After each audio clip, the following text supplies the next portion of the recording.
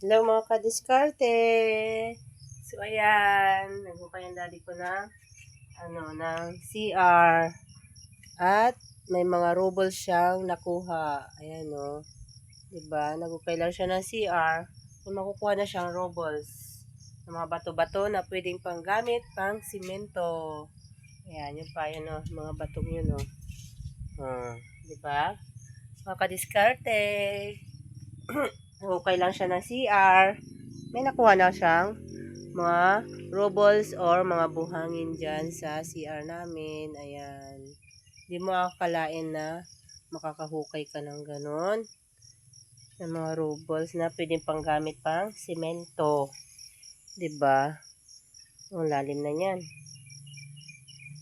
Yun po. Ang dami mga bato-bato. Dito po kami sa bukid. Yan bukid. Ayan. Kala namin walang mga bato-bato. Pero nung naghukay na siya ng CR, ayan, nakahukay siya ng mga bato-bato. Dahil sabi noon, dati daw ang sapa ito. Kaya may mga bato-bato. Ayan, buhangin. Pwede may panggamit na kami pang simento, 'di ba? Dito sa aming gagawing CR. Mga kadiskarte, ganyan talaga ang diskarte ng buhay. Update po sa mga pananim namin na gulay. Ayan, yung aming talong. Wow, ang tataba na nila. May talong pa kami dito mamumunga na siya. Ang baba-baba lang niya. Ang tataba. Tsaka yung mga kamote. At yung aming sitaw, na siya, nagagapangan na.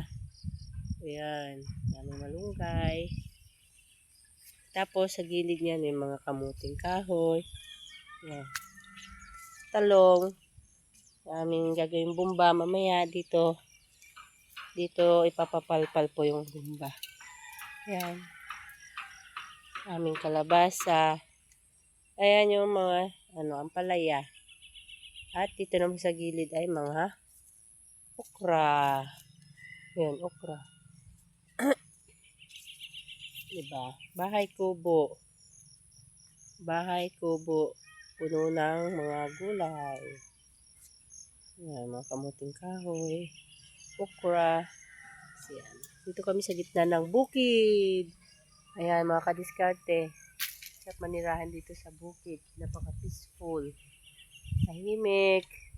Ayan yung mga kita ka maganda mga view. Ayan. So yan lang po ang update dito sa aming bahay, mga buhay, probinsya dito sa aming bukid, bahay kubo. Yan, like, share, and subscribe, and follow sa account po namin sa mga kadiskarte dyan. Bye-bye!